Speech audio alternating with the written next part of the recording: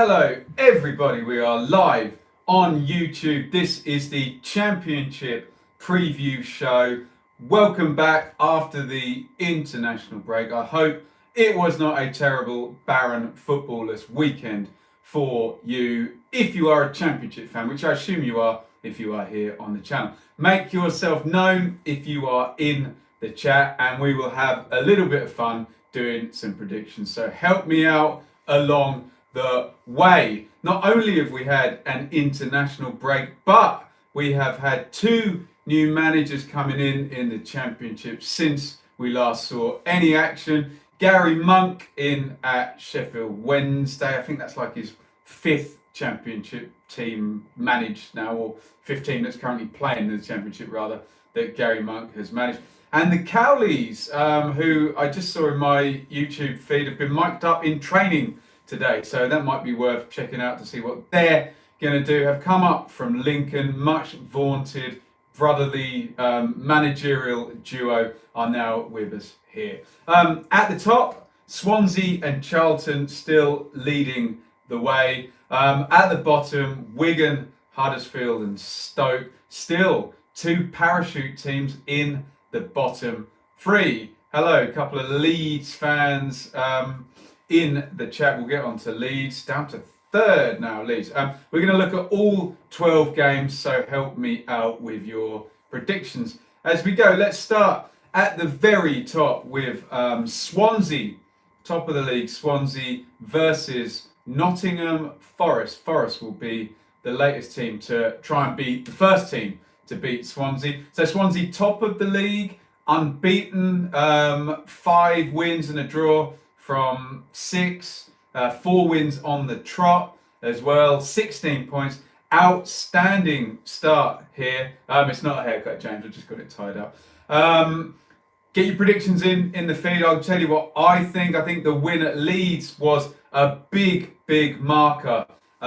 First tangible big top of the table clash. Van der Horn and Cooper nominated for monthly awards as well. Very settled team for Swansea. Fulton and Grimes making the play. Good double pivot there. Good contributions from Selena and Ayew off the front, with Baston scoring the goals. All lovely, working beautifully. Can Swansea keep it up, I ask you? Forest are quite good. 10th at the moment, 9 points from 6 games. However, 5 of the 6 games have been against top 7 teams, and they've only lost 1, which was on the opening day. What I'm saying is Forest have had a pretty difficult start when you analyse the league table at the moment. There seems to be a sense of building at Forest, and there seems to be a bit of a sense that they're quite hard to beat as well. They've been to Leeds and drawn, they've been to Charlton and drawn, and Charlton are beating everybody at the moment, and they've been to Fulham and won. So Forest are also good away from home. Key men, Lolly and Graben, both contributing well, and the expensive Carvello doing some bits and pieces off the bench. Hip to the game, thinks Forest might win. I don't think this will be plain sailing for Swansea. I think Forest will be tough opponents. I do think Swansea will create a number of chances.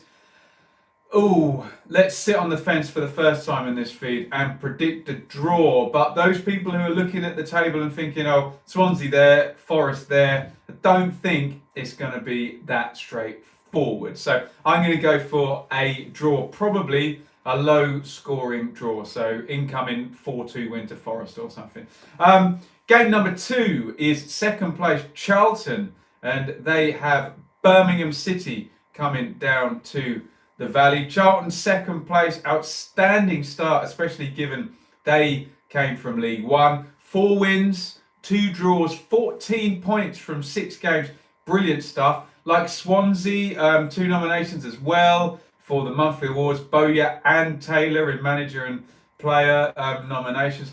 Every week, Charlton, every week I predict that, they're going to now start regressing to the mean, but they seem to keep it tight. They create a couple of big chances and they're taking all of their big chances at the moment, finishing with very high regularity. If you don't already follow my friend at Blaze Analytic, who did a very good scattergraph thing on the finishing habits, and Charlton were right up in one corner for creating a few big chances but taking all of them. It's all going right. I don't want to be a bore, but it won't all go this well for Charlton all season. Plenty of options in the midfield and up top. Taylor is the big goal threat, but Gallagher's contributing, Leco's contributing, and Williams, fingers crossed, because he did show real promise when he was on loan at Ipswich several times, 3 times in fact. He's finally getting an injury-free run, so I hope, touch wood, we're not tempting Johnny Williams' injury coming. Birmingham are 9th, 10 points from 6, but they're up and down form-wise. Couple of big defeats, one at Forest and one at Swansea, but 3 wins also to balance that out. Looks like Jutkovic is starting to pick up the slack now. Adams has gone. He's notched a couple of goals in the past few games. Jude Bellingham was the big story last week. It's interesting to see how he gets used going forward. When I looked at the team that played last week, it just looks with Birmingham a case that you've got Jutkovic and he'll look after whoever he's playing up front with. You've got a settled back four and keeper from Monk. It all looks like it's down to the midfield and how those new players click, how they're used, how they adjust to the Championship. Sanjic and Villalba. Looks like there's a big upside, but they have gone down heavily twice already. I don't see Charlton losing this one, but I think Birmingham could be fairly stubborn opponents. So let's go for another boring draw, although I would not be surprised if Charlton proved me wrong yet again and hung in there, created a couple of big chances and scored both of them, because that seems to be the pattern in all of Charlton's game. Brilliant start for the Addicts. I will be seeing Charlton at the start of October, I think, playing against Leeds, so look forward to that. That will certainly be a challenge. Speaking of Leeds, game number 3 is Barnsley versus Leeds, so not far for the Leeds fans to travel. No doubt thousands and thousands of them will. Leeds have tasted defeat now, having lost that big top of the table clash to Swansea, but still a very strong start, 3rd spot with 13 points. And I heard the Not the Top 20 boys say this, and I do agree with them. If you're going to lose, lose the way that Leeds did, because all the metrics in game said that they played really, really well. They created chances, they kept the ball. You would rather lose like that than just play terribly and, you know, have no positives to take from them. And it was the same against Forest. So Leeds really could have won all their games so far, and they're playing well, and the team is very, very settled. Only really the fullbacks, I think, where there's any question whatsoever. Alioski over Douglas last week. Ayling's likely to be the long-term choice. I'm sure one of the Leeds fans in the field will tell me when Ayling's going to be back. And Ketia and Costa are their bench options at the moment. What I will say is I think Bamford and Pablo need a little bit more help from maybe Forshaw and Klitsch. And when I say Forshaw and Klitsch, really I mean Klitsch, because Forshaw is never going to be a goal-scoring midfielder. Frank Richard says another month for Ayling. So Dallas signed a new contract as well, didn't he? So everything seems to be functioning very well. Bamford will get the goals, but tight games, big games, this is the question we've been asking. Barnsley 21st, no wins in 5 since opening day, and they've had home games against both of their promoted League One colleagues that they would have had pegged as potential 3-pointers. Clean sheet at Wigan perhaps shows they're tightening it up, although that looked like a game last week, Wigan and Barnsley, where both teams probably shook hands for a point beforehand because they weren't in good form. Barnsley fans will be hoping that the huge number of players that came in, some sense of practice and gelling coming out of an international break that might show, and some ex-Leeds faces maybe to prove a point. Certainly Wilkes and Helm the defender signed recently in the summer. Samuel says Tyler Roberts on the comeback trail again. Yes, indeed, I did see that. I think I've predicted Leeds to win every single week, and so I've been right 4 times out of 6. I can't see Leeds not winning this game. I hate to say it. The games they had trouble in were the big tense games. So I don't think this is a Sunday, isn't it? I'm not sure it's on Sky, although if it's Leeds, it probably is on Sky. So I'm going to have to go for Leeds to win again. But be nice to see a goal from central midfield and a bit less pressure on Pablo and Bamford to do all the heavy lifting in terms of creating and scoring goals. So that would make Leeds top of the league by the end of the day if all those 3 predictions go as I've said. 2 draws and a win. Fulham versus Swansea, the 16. No, I'm wrong about that, aren't I? Swansea would still be top. Talking rubbish. Move on. Fulham versus West Brom. I will be at this very game on Saturday lunchtime. Look out for the review. These sometimes get a bit lost in the shuffle, so if you are a subscriber, make sure you take a look, because they tend to come out during the other games, and I'll try and give it a good push on social media. Both sides look fairly well set with their plans. I think they both know what they want to do for the entire season already, the 2 manager. It really is just execution. Now, we saw with Norwich that last season that it took a while to execute. Tim says Leeds will be top. Maybe I've added it up wrong. West Brom 4th with 2 points per game. They'll probably say 3 draws is too many, but we mustn't forget new manager in for West Brom. Wolfgrat says a 1-1 draw. That's not a bad call. Derek says 2-2.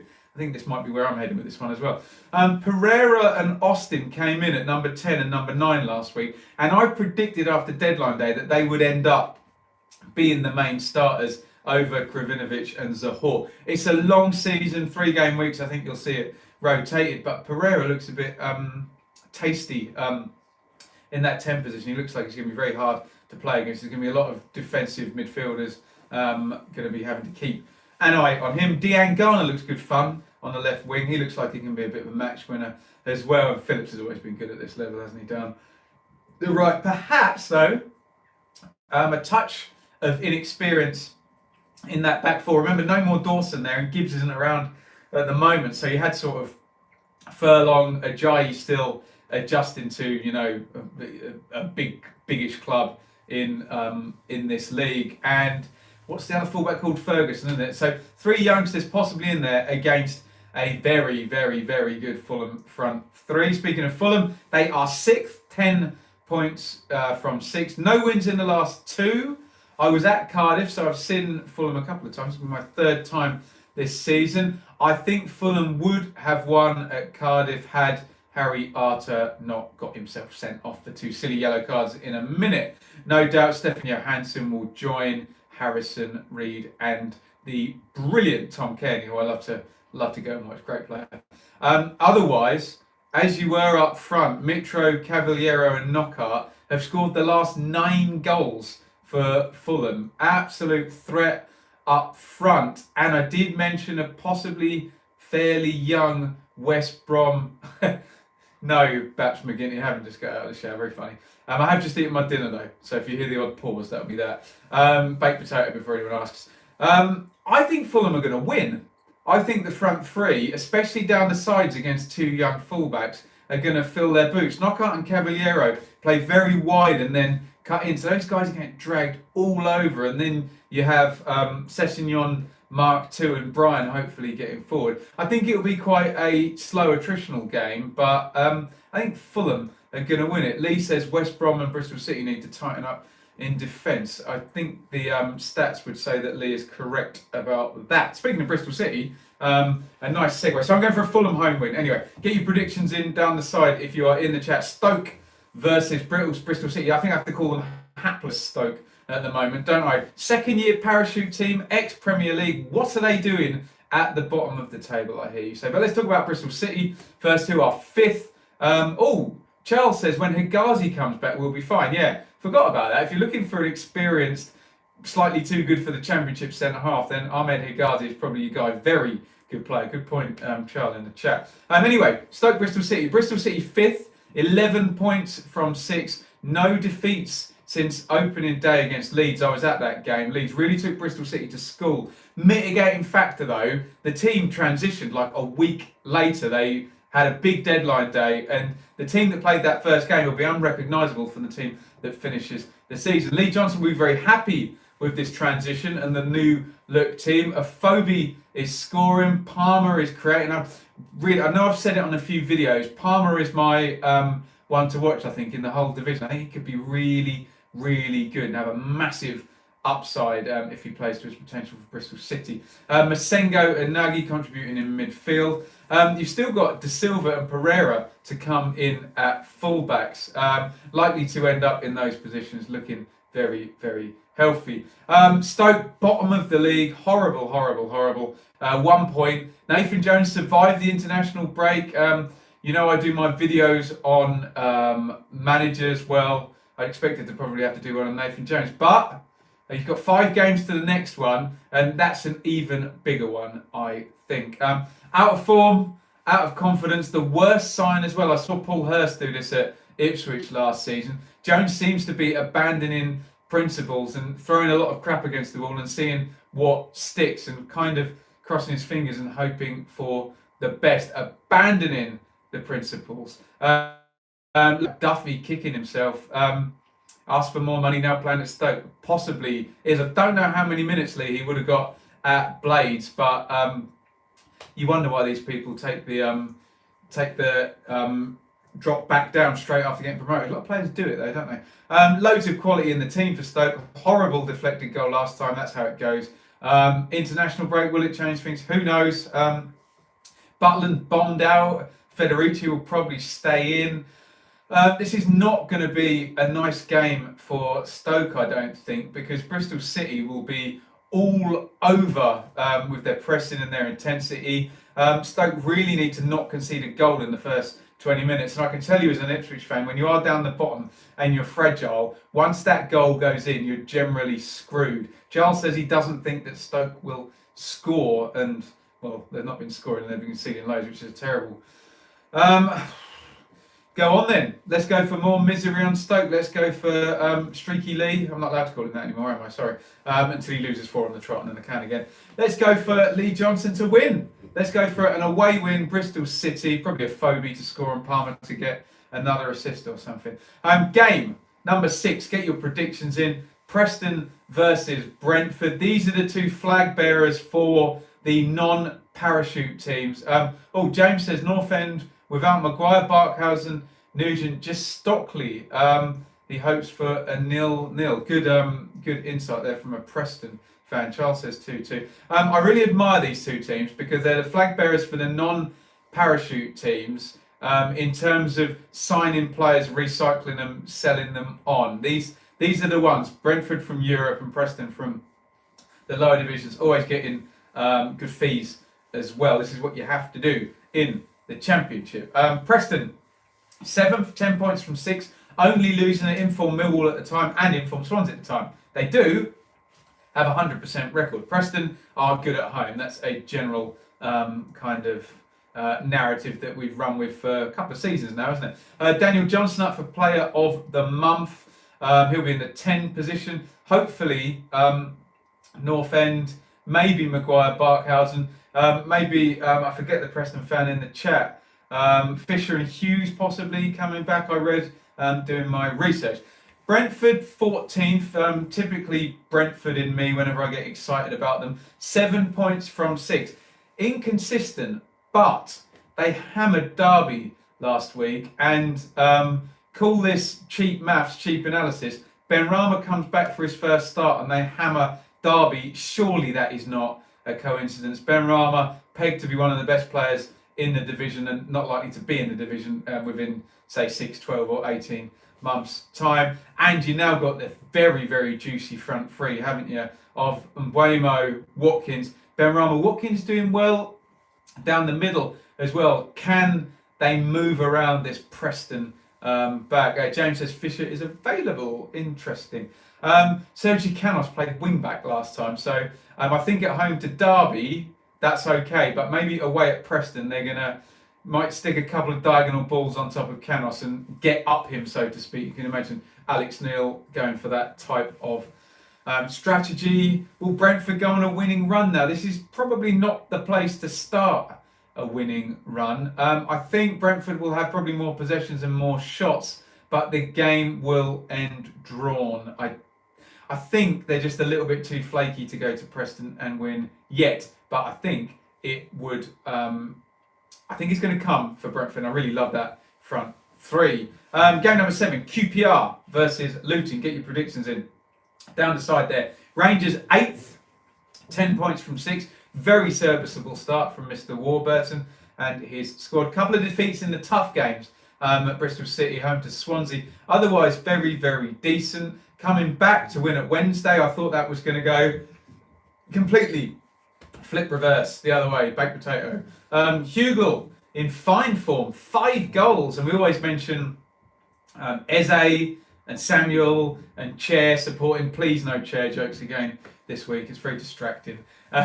Luton 2 wins in a row, pleased for Luton, after only 1 point from their first 4 games. And this is the thing that some of these managers, maybe Woodgate and Jones, have got when they're not winning at the moment. Stick to your guns, yeah? Stick to your guns. Good reward, I think, after a couple of close calls there. Collins is now in the international picture with Ireland, and he scored for them. Remember, it was a stonking first half from the Hatters at Barnsley, where they really went after them in an away game. I would probably worry if they went after QPR like that. Look at the metrics. QPR are creating a lot of shots every game. I don't think Rangers are going to lose this one. I think the best Luton can hope for is a draw. I think a couple of people said 2-1 in the chat. That sounds likely. I think Luton could score, but let's go for QPR in this one. Luton's season is not going to be predicated on away games at QPR. It's going to be tight home games and picking up as many points there as possible, although they do have that away 3-pointer from the Barnsley game. I'm going to go for QPR, who I've been wrong about QPR a lot this season already, so probably bodes well if you're a Luton fan, doesn't it? Here's a nice narrative. Huddersfield versus Sheffield Wednesday. So 2 teams hire 2 new managers, and lo and behold, the football gods have them playing each other on the first weekend. I'm not sure how this works with the new manager bounce, because both teams can't get the new manager bounce, so maybe that means it's a draw already. Wednesday 11th, 9 points, 3 wins, 3 defeats, so inconsistent.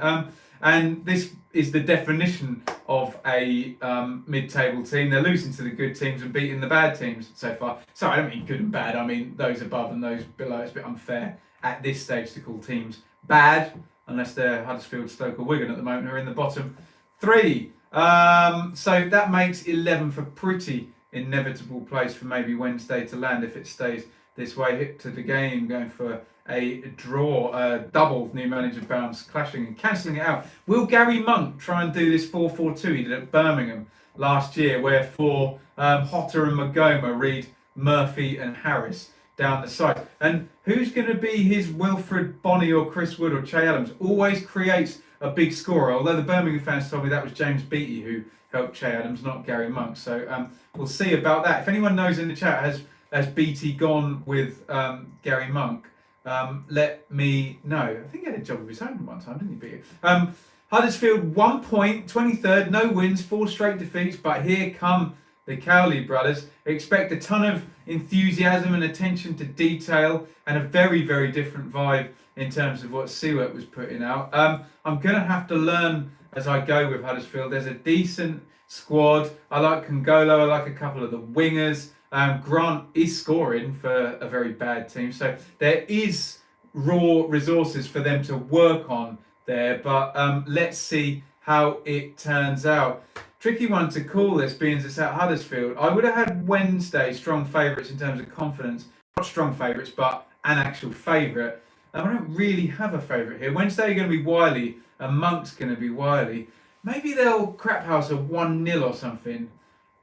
Wednesday. Let's go for that. Let's go for Wolfgrat says not many goals. Let's go for it to be really tight and Monk to kind of eke something out with his superior Championship experience to the Cowleys, who I do think will come good. I do think Huddersfield will climb and have an upside, and possibly next season is when you can look at them in real terms, given that will be second year parachute as well. Game number 9, Blackburn versus Millwall. Millwall in 12th, 9 points from 6. Only lost 1, but suffering from too many draws at the moment. Charles says 2-1 to the Millwall. No wins in the last 3 after getting me very excited. I thought we were going to have another 17-18 type season from Millwall when they started with 7 points from the first 3 games. If they followed up the away win at the away draw at Borough with a home win against Hull, things would look very, very different. But hey, if your aunt had balls, she'd be your uncle. New signings: Smith, Mahoney all started the last game. Bradshaw is like a new signing as well, and he is scoring as well. But tricky trip, often Blackburn. Fair bit of rotation so far from Harris, and he's got some options now for once, which he never really had last season or the season before. But remember, he just threw out the same team the season before, and they just did it week after week for him. Millwall fans will no doubt be pleased that all those links to Huddersfield turned out to be just that, just links and nothing actually solid there. Blackburn 17th, 7 points from 6. Bad start, really good tight week in the middle with 3 clean sheets. But then losing to West Brom last week. Well, to be fair, West Brom away is a hard old job anyway, isn't it? Team looks quite carefully put together. Little Crow says, need to see Jason Mollenby get in the Millwall. So what position is Mollenby, Little Crow? Let me know. Team looks well put together in terms of round pegs, round hole. When you look at the front 4, they should be doing better. When you've got everything here. You've got Gallagher's size, you've got Armstrong's pace, Downing's experience, Dax midfield for Mollenby. Okay, that'll be interesting to see if he can get into that midfield. They seem to have everything that front 4, but not contributing enough goals. Only 5 goals so far. Gallagher needs to start repaying the money, or he'll become another Brereton, central midfielder on loan from Brighton. Mollenby. Yeah, don't know anything about him, as you can see. So has more vision than Williams. That's damning with faint praise, isn't it? Well, perhaps I love Williams, but you wouldn't say he's a deep line playmaker as such, would you? That was always Saville's job, wasn't it? Prediction for that one? I think Millwall will score because they create a ton of chances, even just from set plays, don't they, Millwall? I don't think they'll win. I think this might be a 1-1, a kind of low scoring draw. Millwall need to win the home games though, don't they, and push on that way. Let's go for a draw there. I think Mowbray can keep it tight. And to be fair to those front four players I was talking about, maybe this is just instructions and Mowbray wants it to be tight, and that's why not so many goals have come in. Might be a general team shape, pattern of play type business.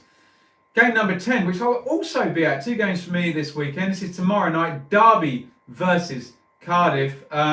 We've got a team that hasn't got going yet versus a team slipping down that table. Cardiff 14th, 8 points from 6. They just haven't got any rhythm, any continuity in the games whatsoever so far. A couple of home wins propping them up, and late home wins as well, 89th and 96 minutes. Charles says, I like my Derby games. Hey, if there's a Friday night game, I just go to whatever's on, so you can blame Sky for that one. Baps McGinty says, poor Derby, easy Cardiff win. Interesting. 6 goals shipped, though, in their first 2 away games at Wigan and Reading. Tight 0-0 at Blackburn, which plays into my previous prediction there. Wolfgrat says Derby 2-2. Etheridge and Pack back in training. Don't know whether they'll be ready for Mr. Warnock, who is the mastermind in this division, isn't it? Thomas says, that top, you're not in France anymore. Touche. That's actually quite good as banter goes in these chats. Etheridge and Pack, like I say, back. No Hoylett, he's got a family member, not very well at all, so more important things there. Bakuna apparently has had a horrible week travelling with international stuff, so he might not be ready. Mr. Warnock not happy about that. Saw them against Fulham, and I think Cardiff were just set up to stop Fulham and the possession machine. Derby will keep possession, but not quite in as extreme way as Fulham do. So this may well sit in the sweet spot for Warnock here. Enough of them to sit off, but not so they get absolutely swamped by the possession. Derby looks a little bit concerning, actually. Nice start. I was there at Huddersfield. No win since the debut win there. 5 games, dropped all the way down to 19th. Like Millwall as well, too many draws. And Koku's heavily team-shaped team, they do look a bit stiff sometimes, like they're worrying about where they should be, and presumably these drills on where the ball needs to go when they're in this position. Not looking that fluid yet, so that doesn't bode too well, especially when you're playing Cardiff, who will take that weakness and completely stomp a mud hole in it, won't they? Bit of a pacing at Brentford, which won't help the confidence. He's brought in these youngsters as well. Buchanan, Lowe, and Knight are all starting at the moment, and that thrashing at Brentford, and you do get a chasing away at Brentford sometimes, don't you? You never see the ball. That's not going to help their confidence bedded into the team. He needs a solution up top as well. Seems to not want to play a front two. Not many people do these days, which means either Waghorn or Marriott's going out to the side, and although they're both good players, they're not wide players, and it invariably ends up with Waghorn having to do it because he's a bit more versatile than Marriott, who likes to run in behind and get goals that way. Shall we go for the Derby disaster to continue this week and say Cardiff are going to score a couple of set plays? Tim says Derby will win. Due a win. There you go. All about opinion, isn't it? Exact opposite. So I'll go for Cardiff. There you go. Tim in the chat can go for Derby. Let's move on here.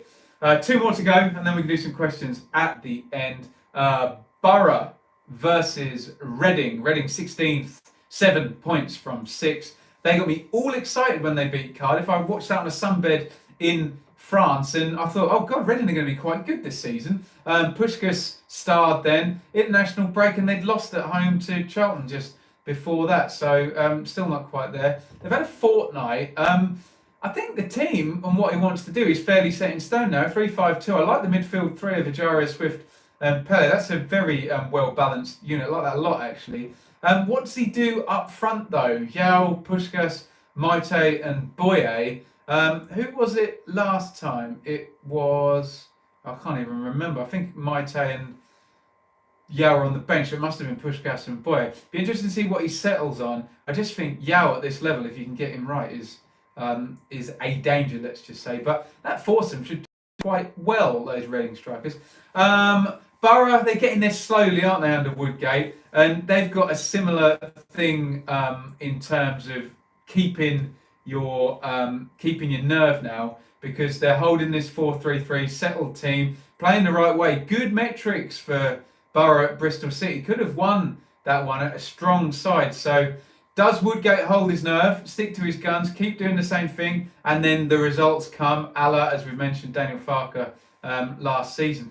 If those results don't come, and you do that though, then something's got to change, hasn't it? So interesting one there. I think Reading will score in this one. I think Borough are open under Woodgate, despite him being such a good defender. Let's go for Borough to squidge this one, 2-1 maybe, but Reading are going to have chances in this game, that is for sure. And how good will their strikers be, and who the hell will play up front? Last one here, Hull versus Wigan, down at the bottom, 20th versus 22nd. Two teams with no wins each in their last 5 games. Not good. Hull have lost the last 2 home games as well. They were strong there for periods of last season. You knew going to Hull was a tough game. You'd have a very tough first 20 minutes normally as well, with Bowen, Grzycki, Irvine, etc. Campbell last season swarming all over. It's Campbell, I think he's at Huddersfield now, isn't he? Need a bit of help, Bowen and Grzycki, from Eves up front. He needs to start becoming the focal point there and getting some goals there. Although sometimes you think with Hull that the job of the striker is not even to score, it's to come forward and let these brilliant 2 wide players play off them. So you never know what he's being asked to do. I heard a good podcast with Steve Morrison the other day, and he said when you're shouting at a footballer 9 times out of 10, he's actually being asked to do the opposite of what you're shouting to him. So maybe Eves is being told, play with your back to goal and try and get Bowen in as much as you can. Wigan started with a win, 4 defeats in a row, and although they've halted the losing run with a draw at home to Barnsley, surely they had that pegged as a 3-pointer given their good home form. Wigan, traditionally, we say Preston are good at home, we say Wigan are bad away from home.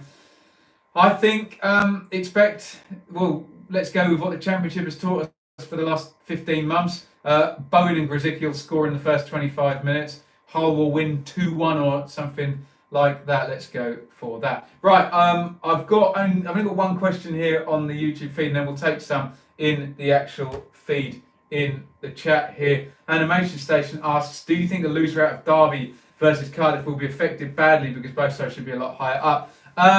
That's a good question. Not if it's Cardiff, because Warnock knows what he's doing. But if it's Derby, then I think, they will be affected by it because they could drift down into that bottom three and he's a new manager. So Derby, I think, would be worse affected. Right, anyone's got any questions or topics they want me to do, I will do them now. As usual, I'll plug my Twitter at Benjamin Bloom.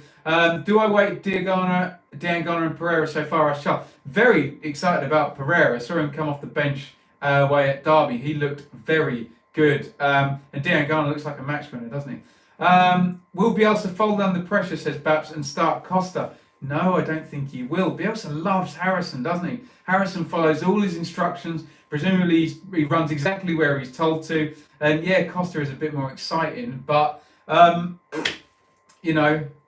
think Bielsa sticks with it. Tim says, do you see worse teams in the Championship at present than Ipswich?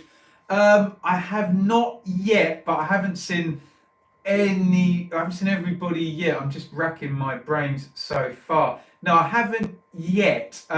What I will say, Tim, the Championship teams do keep the ball better than Ipswich are in League One at the moment. I saw Milton Keynes trying to do it last week. I was at Milton Keynes versus AFC Wimbledon, but no. Thanks, Tim. Ipswich do need to step up. Another West Brom one from Charles. Will Austin get into double figures, or will his fitness out? No, he'll get into double figures, won't he? Austin is quality.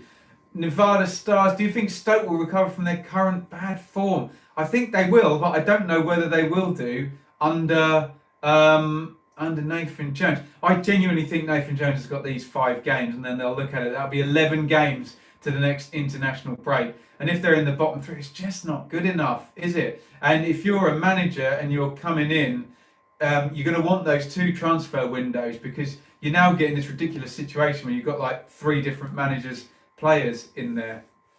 Nick asks, will Ipswich score 100 goals this season? No, that's 44 games now Bury have gone. That would be quite something. I think maybe if Bolton had have stayed playing their 16-year-olds, probably could have got 10 in the 2 games against those, but now Bolton have a load of players. Right, unless any more questions come in, I will plug my Patreon. If you do enjoy these videos, they'll always be free on YouTube, but I've started a Patreon just to hopefully bridge the gap between my dream of being able to do this all day, every day, and make a load of money out of it. Wouldn't that be brilliant? But I just need a bit of a help getting to Derby and Fulham and Cardiff and wherever every single week. So I've started a patreon.com/Benjamin Bloom where you can help me out there. Nick, will I be at MK Dons? Yes, I will, Nick, but I'll be on the halfway line. Jack says Bristol City are the best. Well, Jack, if they are top of the league at the end of the season, I will agree with you. But this is the time now for Lee Johnson, isn't it, Bristol City? He's got a new-ish team. Looks quite open for playoffs, doesn't it? Who is a banker in the Championship? I think Leeds at Barnsley is a banker, I think, and you'll get a good price on that because it's away from home. Right, thank you everybody. We've had lots of people, lots of views on this. I can see up in the corner. And thank you so much. Please wave your hand as we're saying goodbye if you've done all 38 minutes. I really, really appreciate that. I know people dip in and out. Thank you everybody for watching. So the plan is this weekend, it's Derby tomorrow night. I won't do a match experience for that, but I'll do a review. Then Fulham on Saturday, check that out. Then I'll do a double match experience, that'll be out on Sunday. And then we'll come back here for a live stream on Monday night. We'll review everything. And then, yes, I'll be at Ipswich Milton Keynes on the Tuesday. So new, fresh, relevant content for all of the next 5 days. So if you haven't rung the bell and hit the subscribe button or the other way around, then What are you waiting for? Thank you, everybody, for watching. Thank you for those people who've asked questions and made comments and helped me out. As I always say, you watch your team every week. I don't. I need your help, and I appreciate it. Thank you for watching, everybody. Over and out.